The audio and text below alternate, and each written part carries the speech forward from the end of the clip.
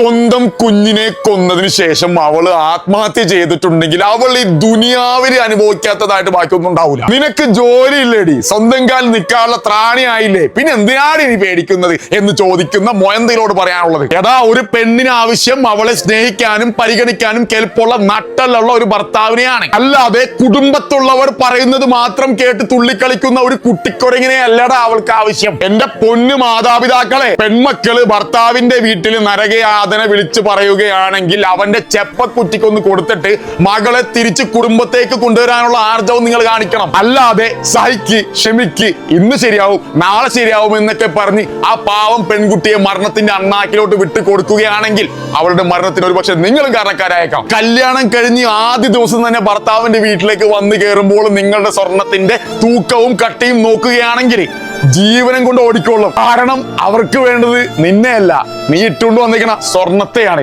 അത് ഓർത്താൽ മതി.